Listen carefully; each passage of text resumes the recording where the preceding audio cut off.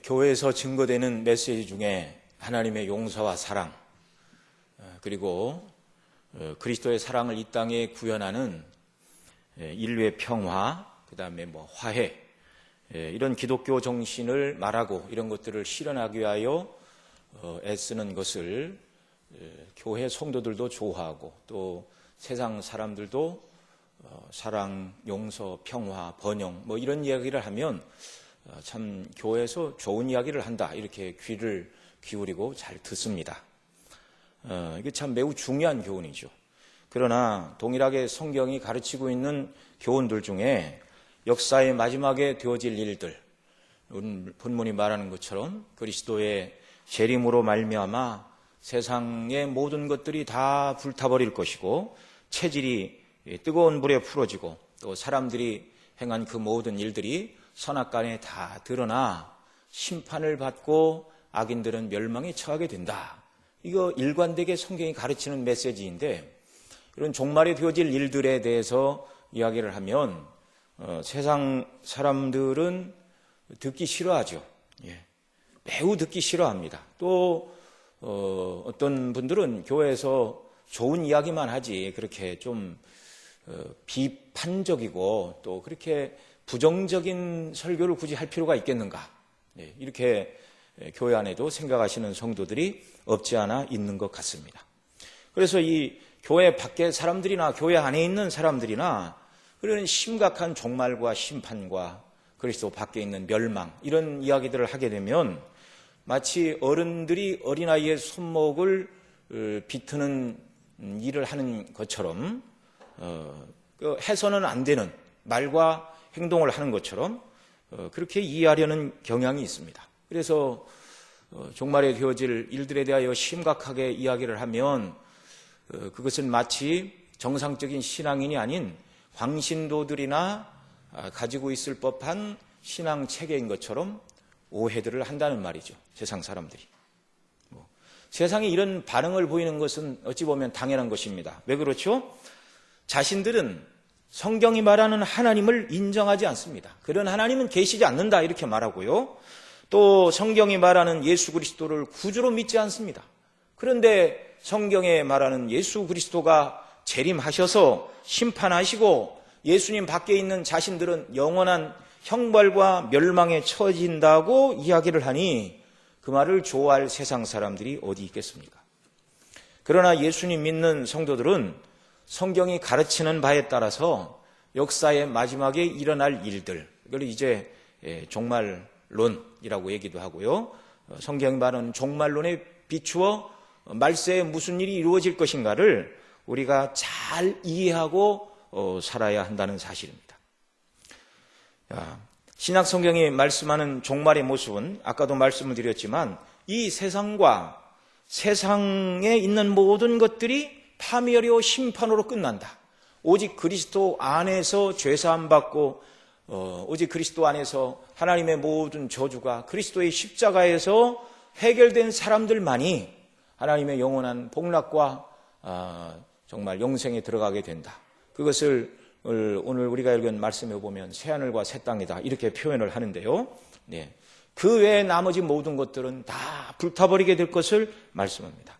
오늘 10절 그 다음에 11절 상반절 말씀 같이 한번 읽겠습니다. 그러나 주의 날이 도적같이 오리니 그날에는 하늘이 큰 소리로 떠나가고 체질이 뜨거운 불에 풀어지고 땅과 그 중에 있는 모든 것이 이리 드러나리로다. 이 모든 것이 이렇게 풀어지리니 어떠한 사람이 되어야 마땅하뇨. 또 그렇게 말하고요.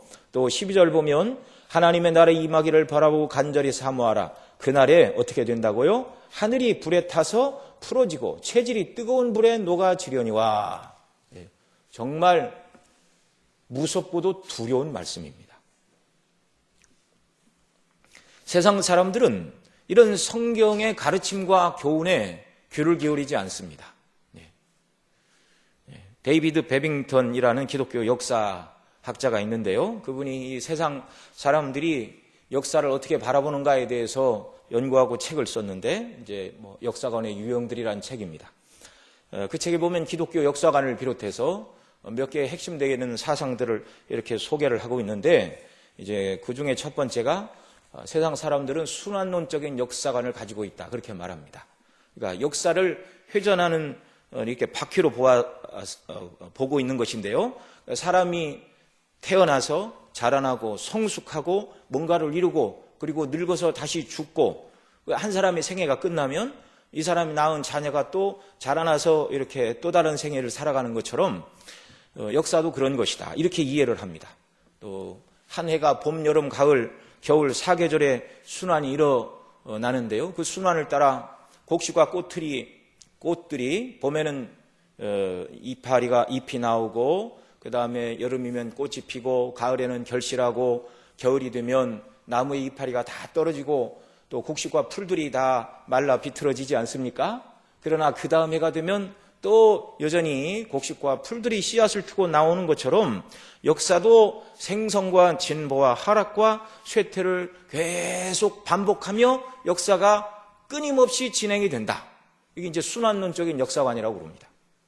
고대 중국에서는 황하 문명이 발달을 했다가 없어졌죠. 이집트에서는 이집트 문명이 찬란하게 빛을 발했다가 사라지기도 하고, 그러니까 역사는 생성과 진보와 하락과 쇠퇴를 계속해서 반복할 것이다. 언제까지요? 끝도 없이 계속될 것이다. 이렇게 사람들이 생각을 하고 있습니다. 이 견해를 가진 사람들은 왜 역사가 발전했다가 쇠퇴를 하는지 대답을 할 수가 없습니다. 원래 그런 것이다. 그러니까 1년 4계절 계절의 변화와 같이 원래 그런 것이다, 그렇게 이해를 하는 것이죠. 역사 속에서 한 문명과 나라가 발전하고 쇠퇴하는 모습을 성경도 말씀하죠. 바로 다니엘서에 보면 느부갓네살 왕이 꿈에서 본 큰 신상의 모습이 나타납니다. 금으로 된 머리, 은으로 된 가슴과 양팔, 그 다음에 구리로 된 배와 그 다음에 이제 넓적다리, 그 다음에 철로 된 두 다리, 이 모습이 나오죠. 그것이 이제 다니엘이 설명을 하죠. 금머리는 왕이시오. 그러니까 금과 같은 찬란한 영광을 바벨론이 누리게 될 것이고, 왕 이후에 왕보다 못한 은으로 된 나라가 나타날 것이다. 그게 이제 양팔로 나뉘은 메데 파사 연합국을 말하는 것이죠. 그런 식으로 해석을 하면 이제 헬라는 구리로 된 나라이고 이렇게 두 다리를 구성하는 철로 된 나라는 동로마 서로마로 나뉜 그 로마 제국이 되겠죠. 자, 한때는 최고의 권세와 문명을 자랑하다가 각각 이런 나라들이 쇠퇴해버리고 말았습니다. 이유가 무엇인가? 세상 사람들은 이런 현상을 설명할 길이 없습니다. 그냥 역사는 원래 그런 건가 봅시다. 사람이 태어나서 자라고 뭔가를 이루고 죽어가는 것처럼 역사도 마찬가지 아닌가? 생성과 진보와 하락과 쇠퇴의 연속이라고 말을 하지만 그 이유를 알지 못하는 것이죠. 그러나 저와 여러분은 대단한 역사학자들은 아니지만 그 이유를 압니다. 바벨론이 번영했다 망하고, 메데 파사가 번영했다 망하고, 헬라가 넓은 땅을 소유했지만 결국 망하고, 또 로마도 찬란한 국권을 높인 나라였지만 결국 이 모든 나라들이 계속 망하는 이유가 무엇인가? 무엇 때문일까요? 인간의 죄 때문입니다. 죄로 인한 하나님의 심판이 이 땅에 영구한 힘을 가지고 발전하는 의로운 나라를 볼 수 없게 만드는 것이죠. 마치 노아 홍수위의 인생들이 하나님을 거역하고 바벨탑을 쌓아 자기 이름을 흩어지지 않고 자기들의 이름을 남기려 했지만 하나님께서는 그 악한 생각을 보시고 탑을 쌓는 일을 막으셨습니다. 죄 때문에 인생도 죽고 어떤 문명도 사그라드는 것이요, 영원히 계속되는 역사는 없는 것이죠. 그 다음에 또 이 학자는 이제 진보적인 역사관을 소개를 합니다. 이것은 18세기 계몽주의가 세속화된 기독교를 만나서 나타난 사상인데, 이게 잘못된 천년 왕궁 노원에서 출발한 이 견해는 이제 아까는 순환론적인 역사관인데 이것은 이제 끝이 있다고 말하는 직선적인 역사관을 말합니다. 그런데 미래에는 아주 찬란한 정말 장밋빛과 같은 이 장밋빛 미래를 말하는데 찬란한 문명을 구가하는 때가 올 것이다, 이렇게 말합니다. 그러니까 역사의 끝은 인간들이 건설할 복된 미래가 될 것이다. 이런 기대감을 가지고 있다는 말이죠. 예를 들면 의학의 발전으로 질병이 정복되고 사람의 수명이 연장이 되고 또 산업의 발달로 모든 나라 모든 사람들이 문명의 혜택을 골고루 받는 복된 미래가 올 것이다. 먹을 것도 많고 입을 것도 많으니 싸움이 그칠 것이다. 뭐 대부분의 사람들의 싸움은 이제 고대 시대는 먹을 것으로부터 시작이 되지 않습니까? 먹을 것이 많고 입을 것이 많으면 싸움도 없고 행복한 미래가 올 것이다. 그러나 이 희망찬 기대감도 실제로 이루어지지 않았죠. 이런 정말 미래에 대한 희망을 가지고 있던 이런 진보주의 역사관은 세계 1차, 2차 대전, 세계 대전, 전쟁을 겪으면서 인간이 얼마나 추악한 존재인지를 경험하고 깨닫고 더 이상 사람들이 문명을 꽃피워 이룰 미래는 찬란하다. 아무도 그렇게 생각하지 않습니다. 인간이 얼마나 악한가를 알았기 때문에 인간이 건설할 미래가 복된 나라일 것이다. 아무도 꿈꾸지 않게 되었습니다. 오늘날 힘있는 강대국들도 더 이상 정의로운 일에 자기들의 국력을 쓰려고 하지 않습니다. 자국의 이익과 자국민의 이익을 중심으로 국제정세가 오늘날 돌아가고 있죠. 국가적, 민족적 이기주의를 오늘의 현실 속에서 저와 여러분이 목격을 하고 있는 것입니다. 그 다음으로 이제 칼 막스의 공산주의 역사관을 데이비드 베빙턴이 설명을 하는데요. 이 공산주의 이론에 의하면 물질에 대한 투쟁이 인간의 역사이다. 그렇게 말을 합니다. 가진 사람과 못 가진 사람이 투쟁하는 것이 역사이다. 그러니까 이 투쟁은 가진 것이 없는 사람이 가진 것이 많은 사람의 것을 함께 나누어 갖는 역사라 그 말이죠. 그런 과정에서 무력도 사용할 수 있다 이렇게 얘기를 하는데 이 투쟁은 가진 자와 못 가진 자 사이에 아무런 차이가 발생하지 않을 때까지 사회적인 계급이 발생하지 않을 때까지 이렇게 투쟁을 하다가 결국에는 나름대로 역사가 진보하고 모든 사람이 공평하고 평등하게 잘 사는 나라가 올 것이다 라는 이런 희망적인 미래를 예측을 했습니다. 그러나 오늘날 공산주의 이론은 이미 실패하였고 공산주의 이론이 꿈꾸던 일들은 현실 세계에서는 불가능하다는 것이 이미 다 판명이 되었습니다. 이 공산주의자들은 인간이 얼마나 철저하게 타락하고 부패했는가를 생각하지 못했어요. 모두가 행복하게 같이 살면 얼마나 좋겠는가. 그러나 타락한 인생은 다른 사람의 유익, 공공의 유익이 아니라 자기 자신의 육신의 정욕, 안목의 정욕, 이생의 자랑을 따라서 움직이는 타락한 존재라는 것을 알지 못했습니다. 오직 인간의 이 악한 본성과 이기심을 극복할 수 있는 것은 그리스도의 복음밖에는 없는 것입니다. 또 역사학자들은 아니지만 오늘날 과학자들은 연력학 법칙에 의해서 세상이 언젠가는 멈추는 날이 온다 그렇게 말합니다. 그렇게 어려운 말은 아닌데요. 에너지의 총량은 변하지 않는다. 이게 이제 연력학 제1법칙인데 예를 들어서 석탄을 이렇게 불에 태우기 전에 큰 열량을 가지고 있죠. 이게 불에 태우면 석탄이 가지고 있는 힘은 사라졌지만 이 석탄이 가지고 있던 이 에너지가 열로 다 바뀐 것입니다. 그래서 에너지의 총량은 바뀌지 않는다 그렇게 말하는데 문제가 뭐냐면 이게 열로 바뀐 것이 다시 석탄이 되는 일은 없습니다.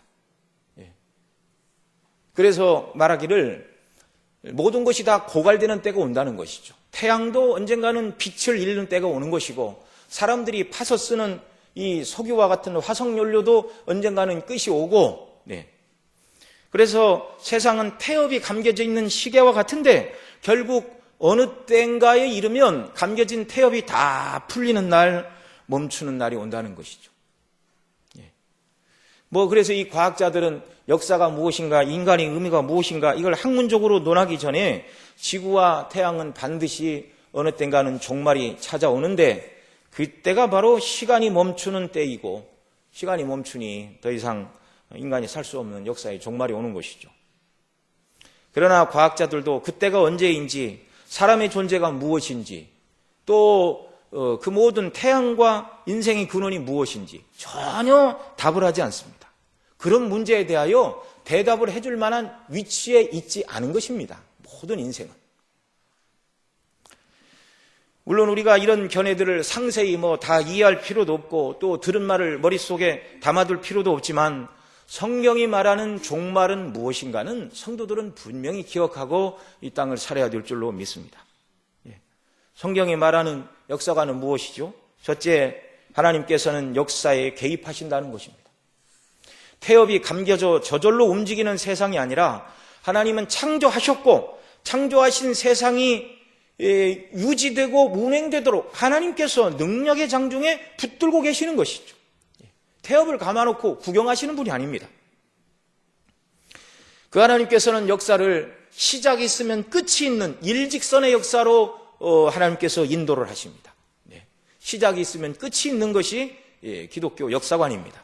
그래서 말씀드린 대로 문명의 발전과 쇠퇴는 그냥 이루어지는 것이 아니라 죄에 대한 하나님의 심판이요, 그 속에서 여러 나라와 문명들이 번성하는 그 속에 복음이 증거되게 하시고 일반 역사가 진행되는 과정 속에서 하나님께서 택한 백성들을 구원하시는 구원의 역사, 부속사를 이루어 가시면서 우리 주님 다시 오실 때까지 하나님께서 이 역사를 이루어 가신다는 것입니다. 그리고 하나님은 역사를 처음 계획하신 목적에 따라 이끄시는데 바로 그리스도의 재림을 통한 세상의 멸망과 택한 백성을 위한 영원한 하나님 나라, 오늘 본문이 말하는 새하늘과 새 땅으로 말미암아 역사가 끝이 나고 하나님의 완전한 나라가 시작이 된다고 성경은 증거하고 있습니다. 여러분, 성경이 증거하는 이 사실을 우리가 견고히 붙들어야 되고요, 세상 사람들에게도 이 사실을 우리가 말해 주어야 됩니다. 세상에 자기 왕국을 쌓고 있는 사람들을 향하여 이 모든 것들이 다 불타고 무너질 날이 온다 그러면 매우 기분 나빠하겠죠.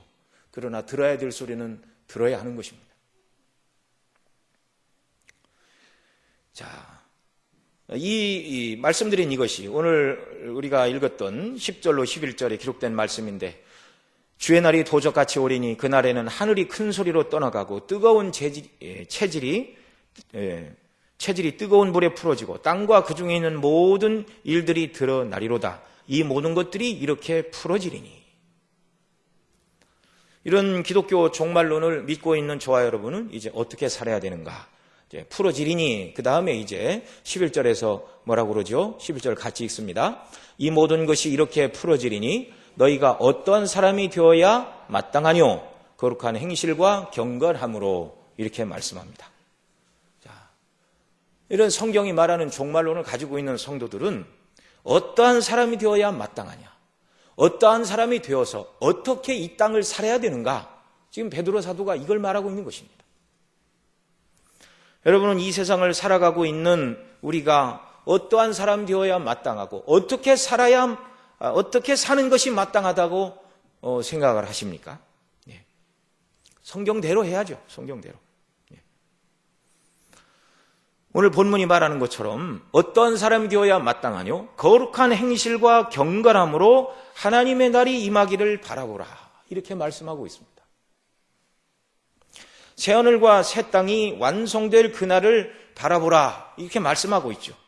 자, 근데 그냥 바라보는 것이 아니라 놀면서 새하늘과 새 땅이 완성되는 하나님의 날이 임하는 그날을 바라보라, 그것이 아니죠. 세상에 먹고 마시고 입고 사는 일에 충실하면서 하나님의 나라가 임하기를 바라보라, 그것도 아닙니다. 자, 하나님의 나라를 어떤 자세로 바라봐야 되는가? 거룩한 행실과 경건함으로입니다. 하나님의 영광스러운 이 날을 바라보는 성도들은 거룩한 행실과 경건함으로 깨어 있어야 되고 무장되어야 되고, 경건한 행실과 거룩한 행실과 경건함으로 살아가며 그날을 소망해야 하는 것이죠. 이것이 2000년 전, 우리보다 2000년 전 이 땅을 살아가던 성도들을 향하여 베드로 사도가 주었던 메시지입니다. 주님 오실 때가 훨씬 가까운 이 시대의 백성들은 더더욱 그리해야 되는 것이죠. 여기 거룩한이라는 말과 경건함이라는 말은 모두 이 복수형으로 기록되고 있는데요, 그러니까 거룩한 그런 삶의 모습들과 경건한 행동들, 그런 말입니다. 우리의 삶 속에서 여러 가지 거룩한 행동들과 경건한 삶으로 살아가는 것이 하나님의 그 영광스러운 날이 이르기를 바라보고 소망하는 사람의 마땅한 삶의 태도이고 자세라는 것이죠.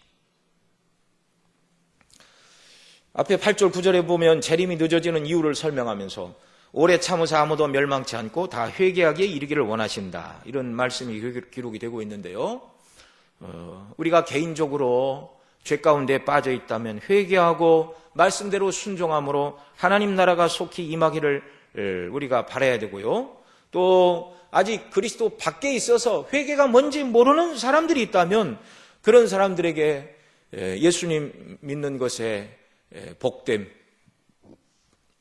인간의 죄인됨, 그 죄인이 하나님 앞에 심판을 받아야 되는 진노 아래 놓여 있는 존재, 그 모든 진노가 그리스도 안에서만 하나님이 해결해 주셨다는 것, 예수님 안에서만 영원한 복락이 있다는 걸 저와 여러분이 분명히 증거하고 나타내는 자들이 되어야 하는 것이죠. 이것이 거룩한 행실과 경건함으로 주님의 날이 임하기를 바라보는 성도들의 삶의 자세이고 태도라는 것입니다. 주의 형제 야고보는 이렇게 말하죠. 들으라, 너희 중에 말하기를 오늘이나 내일이나 우리가 아무 도시에 가서 거기서 1년을 위하여 장사하여 일을 벌이라 하는 자들아, 내일 일을 너희가 알지 못하는도다. 너희 생명이 무엇이뇨? 너희는 잠깐 보이다가 없어지는 안개니라. 너희가 도리어 말하기를 주의 뜻이면 우리가 살기도 하고 이것저것을 하리라 할 것이거늘 이제 너희가 허탄한 자랑을 자랑하니 이러한 자랑은 다 악한 것이라. 이러므로 사람이 선을 행할 줄 알고도 행치 아니하면 죄니라, 이렇게 말씀하고 있습니다. 여기 이 야고보 사도는 우리에게 먹고 사는 문제에 대해서 아무런 계획도 세우지 말라는 것이 아닙니다. 되는 대로 살라는 것도 아니고 그리스도인들이 구걸로 이 세상을 연명하며 살라는 것도 아닙니다. 데살로니가 후서 3장에서 사도 바울은 이렇게 말하죠.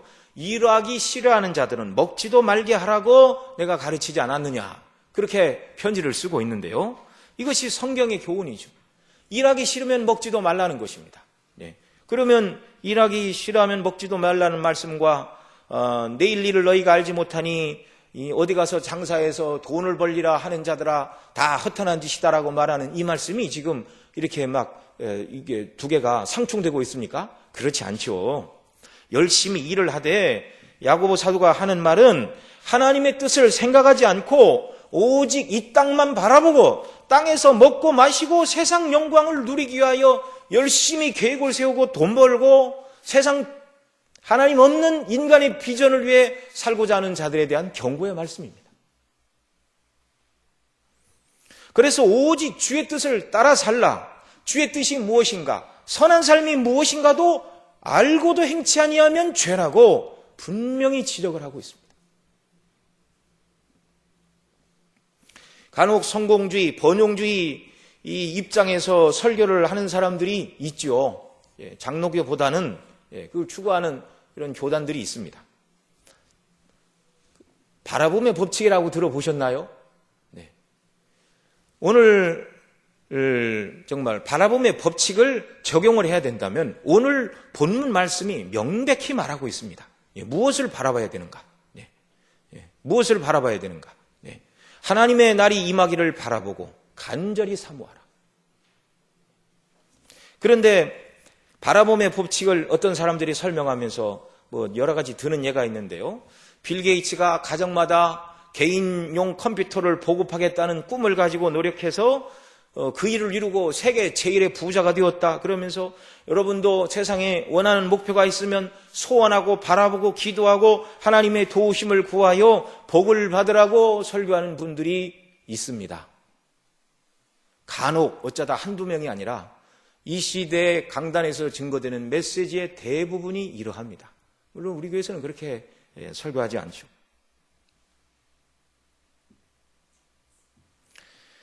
오늘 베드로 사도는 저와 여러분이 바라봐야 될 것은 무엇인가? 하나님의 날이 임하기를 바라보는 것, 새하늘과 새 땅을 이루실 하나님의 뜻이 완전히 이루어질 그 날을 바라보고 하나님이 이루시는 새하늘과 새 땅 그곳을 바라봐야 된다고 말씀하고 계십니다.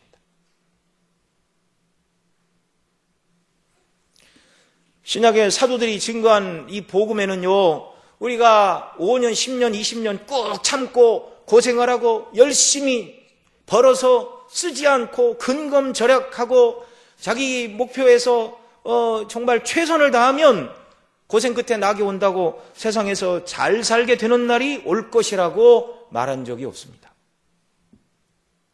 참고 노력하고 자기 일에 최선을 다하면 좋은 날이 오고 성공하는 날이 오고 행복한 날이 올 것이라고 성경은 말하지 않습니다. 아니, 그런 일이 불가능하다는 걸 말씀드리는 게 아니고요. 그런 일들은 세상의 일반 은총에 속해 있는 일입니다. 얼마든지 그런 일이 가능하죠. 대학 교수나 인생 상담가나 자기 분야에서 성공한 사업가들이 할 수 있는 말들이고 그런 사람을 찾아가서 들어야 될 말이지 성경이 증거하는 메시지는 아니라는 것입니다. 하나님께서 저와 여러분에게 주시는 복은 그리스도 안에 있는 구원의 복입니다. 그리스도 안에서 재림의 날 부끄러울 것이 없는 자로 발견되기 위하여 거룩한 행실과 경건함으로 하나님의 날이 임하기를 바라보고 소망하며 살라고 베드로 사도가 권고하고 말씀하고 있는데, 이 말씀이 오늘 우리의 심령을 주장하는 귀한 역사가 있기를 바랍니다. 여러분, 다시 한번 말씀을 드리지만 사도들이 증거한 복음에는요, 예수 믿으면 세상에서 잘 산다, 열심히 노력하면 성공하는 날이 온다, 그런 말이 없습니다. 왜 성도들을 향하여 사도들이 그런 말을 하지 않았죠? 얼마든지 일반적으로 열심히 노력하면 잘 먹고 잘 살 수 있는 것이 세상의 원리인데 왜 사도들은 그런 말을 하지 않을까요? 하나님의 백성들이 추구할 만한 일이 아니라는 것입니다. 그리스도의 피로 죄사함을 받고 하나님의 자녀가 된 존귀한 성도들이 추구할 만한 가치가 아니라는 것입니다. 저와 여러분의 존귀한 신분과 하나님께서 우리를 향하여 가지고 계신 성도들의 존귀한 삶의 목적을 세상 것과 바꾸지 않기를 바랍니다. 두 번째로, 그날을 바라보고 소망하는 사람은 바라보고 소망하는 대로 살게 되어 있습니다. 이것이 그날을 준비하는 참된 지혜자들의 모습이죠. 오늘 우리가 13절까지만 읽었는데 14절의 말씀 같이 한번 더 읽겠습니다. 그러므로 사랑하는 자들아, 너희가 이것을 바라보나니 주 앞에서 점도 없고 흠도 없이 평강 가운데서 나타나기를 힘쓰라. 그러므로 사랑하는 자들아, 너희가 이것을 바라보나니, 아까 말씀드린 대로 새하늘과 새 땅 하나님의 날이 임하기를 바라보는 이 사람, 앞서도 우리가 살펴봤죠. 12절에 있는 것처럼 하나님의 날이 임하기를 간절히 사모하라, 그렇게 말하고 있죠. 우리 11절에서는 어떠한 사람이 되어야 마땅하뇨? 거룩한 행실과 경건함으로 그날을 사모하라. 거룩한 행실과 경건한 삶의 모습을 여기 14절에서는 너희가 이것을 바라보나니 주 앞에서 점도 없고 흠도 없이 평강 가운데서 나타나기를 힘쓰라, 이렇게 바꿔서 설명을 하고 있습니다. 주 앞에서 점도 없고 흠도 없이 평강 가운데서 나타나기를 힘쓰라. 이것이 재림을 소망하는 성도들의 삶의 모습이어야 한다는 것입니다. 요한 사도는 요한 1서 3장 2절 3절에서 이렇게 말합니다. 사랑하는 자들아, 우리가 지금은 하나님의 자녀라. 장래 어떻게 될 것은 아직 나타나지 아니하였으나 그가 나타나심이 되면 우리가 그와 같을 줄을 아는 것은 그에 계신 그대로 볼 것을 인함이니, 주를 향하여 이 소망을 가진 자마다 그의 깨끗하심과 같이 자기를 깨끗하게 하느니라. 요한 사도, 여기 베드로 사도 똑같은 말을 하고 있습니다. 주님이 나타나시는 그날 우리가 그와 같을 줄 알 것인데, 주를 향하여 이 소망을 가진 사람은 그의 깨끗하심과 같이 자기를 깨끗하게 하라. 오늘 베드로 사도는 주님의 날이 임하기를 바라는 사람은 주 앞에서 점도 없고 흠도 없는 사람이 되어야 된다. 거룩한 사람을 말하는 것이죠. 깨끗한 사람을 말하는 것이죠.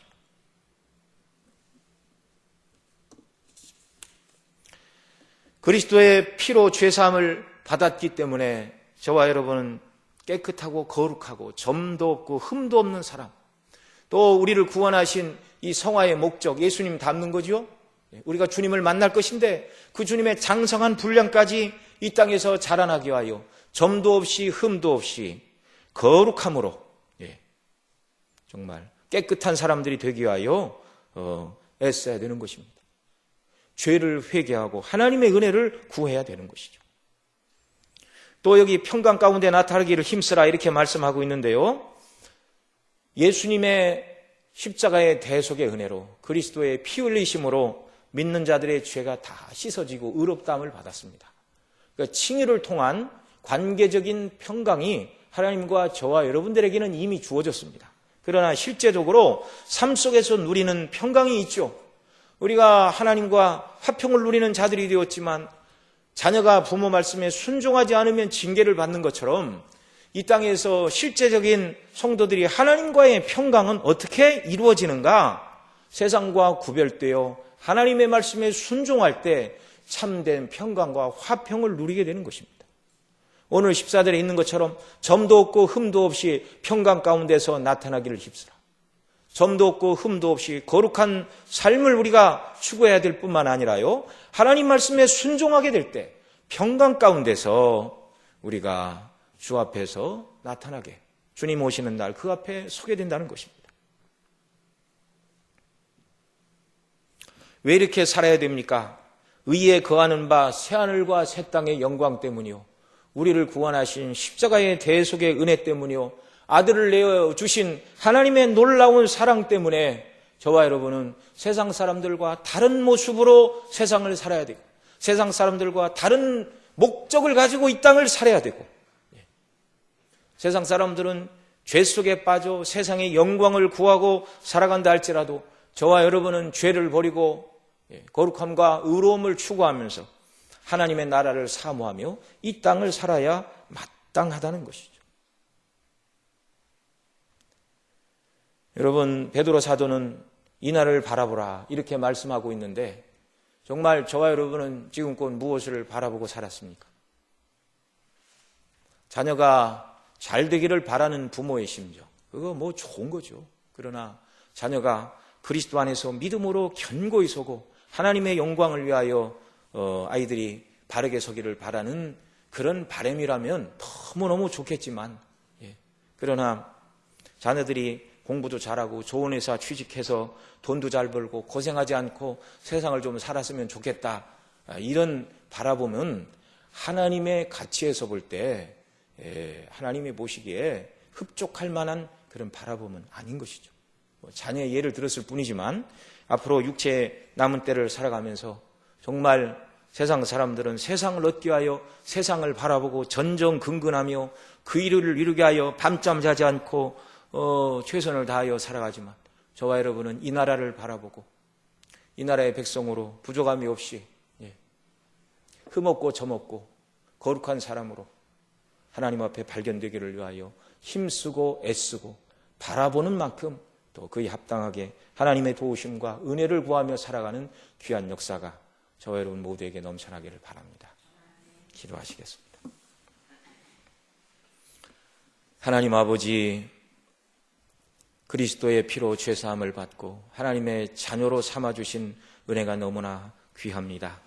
성도들이 받은 이 영원한 복락이 이 땅에서는 명백하게 드러나지 않는다 할지라도 하나님의 날이 임하는 그 영광의 날, 새하늘과 새 땅이 이루어지는 그날, 우리가 받은 복의 실체가 명백하게 드러나게 되는 날, 우리가 얼마나 큰 복락과 은혜를 받았는지 말로 설명할 수 없는 하나님의 큰 축복 아래 들어있다는 것을 알게 될 것인데, 성령님의 역사로 이것을 날마다 붙들고 확신하며 이 땅을 살아가는 저희들이 되게 하여 주시옵소서. 우리가 연약하오니 날마다 진리의 말씀으로 성령님의 감동 감화하심으로 저희들을 이끄셔서 정말 이 날을 바라보고 이 날을 추구하며 살아가는 자들이 되도록 복의 복을 더하여 주옵소서. 우리 구주 예수님의 이름으로 기도드리옵나이다.